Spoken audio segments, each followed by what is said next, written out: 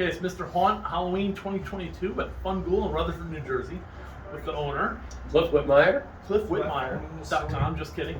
So anyway, Cliff, what's going on? I heard FunGhoul may be changing a little bit here. Well, you heard correctly. So after 37 years, the retail store, which you're standing in now, at 155 Park Avenue, is going to close its doors forever on New Year's Eve. Oh man. Yeah, no, it is what it is. But you know what? So you're probably my 6th interview this week. Ouch. And I've told every single person the same thing. Is most of the people that interview me were female, and I said to all of them right in their face, "Where'd you get your costume last year?"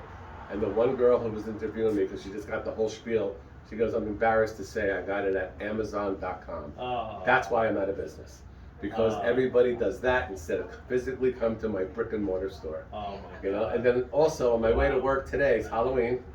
On my way to work today, I passed 5 satellite costume stores. Either Spirit Halloween, Halloween Experience, Halloween City. I mean, there's so many of them. And so that's 5 more reasons why people could pull off the highway and go to there before they get to Rutherford, New Jersey in the middle of town. That's harsh. It is what it is. I know. That's the world we live in. Yep. I hear you. Yep. I hear you. Well, that's sad. So, what's the future look like for you? What are you gonna do? Well, we're going to keep the rental store because that's really, like costumes like this, like the cape I have on is from Transylvania. Beautiful. It's actually from Transylvania, and I got a lot of very authentic costumes that you're not going to get this in a bag from Amazon. You know, you have to come to FunGhoul to get stuff like this. Right. And I have a lot of very high-end costumes, the Renaissance and kings and queens and guillotines and so many different. That's the difference between you and right. the Amazons and the Spirit Halloween. Is Right. You've got a history in costuming. Correct. You've got an And these are actual costumes that were that are clothes. They're actual clothes that were period and worn back in the day. Like we have a lot of revolutionary stuff and 1700s, 1600s, 1800s. I mean, we have very authentic costumes. And you've sold the haunted attractions.